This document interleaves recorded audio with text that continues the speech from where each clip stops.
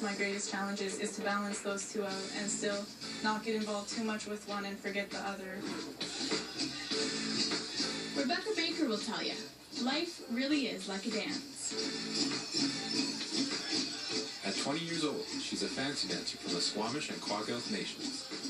It's really fast-paced, lots of athleticism, and that's what I like. While performing at powwows like this one, she's focused, flowing from move to move, always aware of her sense of balance.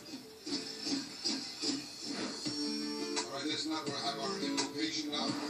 Rachel Swallow, Slava, Timia, Tesquik, Tulisa Kwaskauken. You just don't know how happy my heart is right now. I'd be dancing with these famous sick. Oh, there's no word. Oh! Proud you are as a parent when you see your child out there. She being lost a lot of acknowledged. weight. Inspiration is motivation, and motivation creates change. The culture has trained her, in a sense, to become more aware of what her life is going to be. My kids, they know who they are. She believes that it has a lot of weight in her everyday life. It's not just like a weekend thing. I'm so proud that I don't have to worry about my kids. Because it carries a lot of weight to tell somebody you're a role model.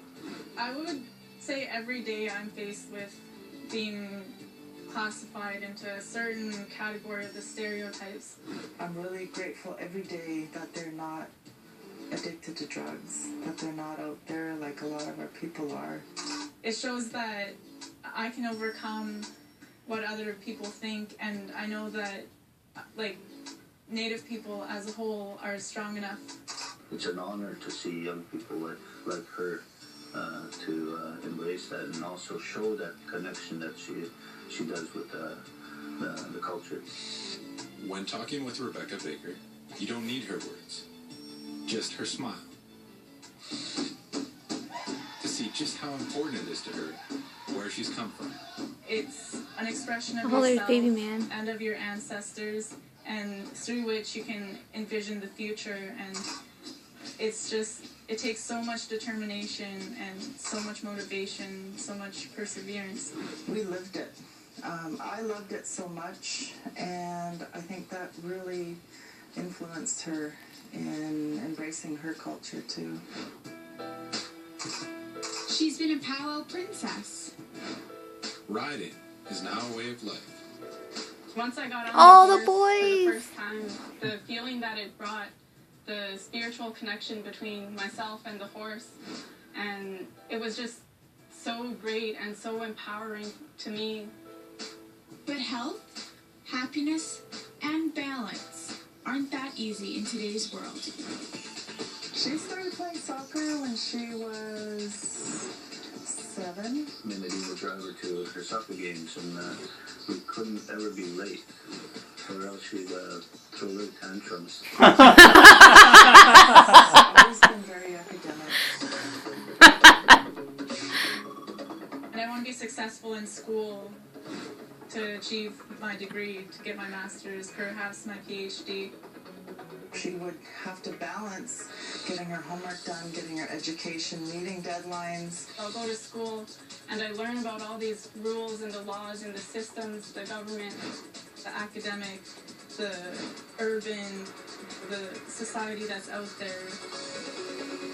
It gets you into this mind frame that there's the traditional ways to live our lives, but then I always have to remember that there's my cultural side, the traditional ways, the traditional values that I carry within myself, and they always seem to clash with each other. And then I come back with my traditions, my culture. Our message to the world is to continue with both worlds as a tool to live day to day in life, and also her culture to hold her up to continue on this road. Where's you, honey? I've always had the support that I've needed from my family and my friends, and that has got me really far in my life. But it's even tougher when those helping you learn who you are also learning right alongside you. When I was young, I never grew up with my culture. It's like you don't know what to say, you don't know how to act, you don't know what the protocol is. Because my mom was adopted into a non-native family.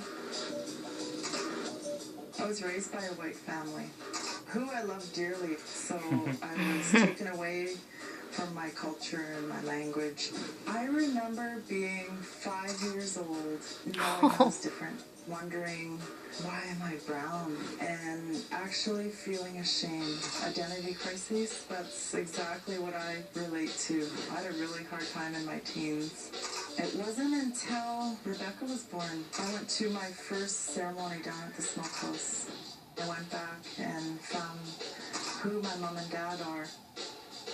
I phoned her, and we met.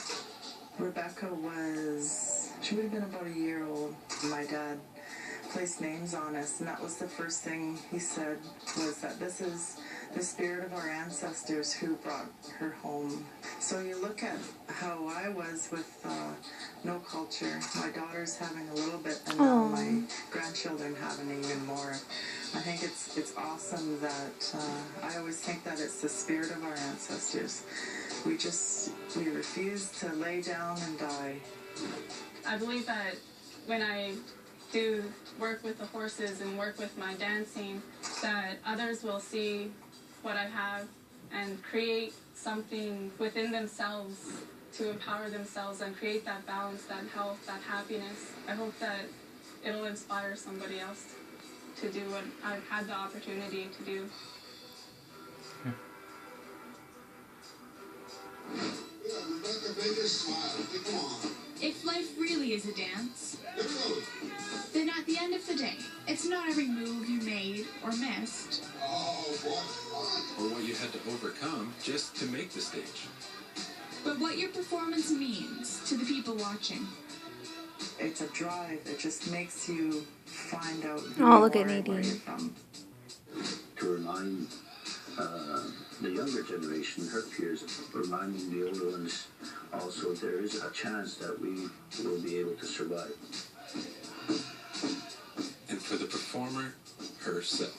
Once you get so involved with your cultural ways, I find it hard to go back. I believe that true happiness comes from being healthy, living the life of the balance wheel, the spiritual, emotional, academics, and all that, those aspects of your life. It starts with you, and then by you changing, it will create others around you. It'll create change that is greater than yourself.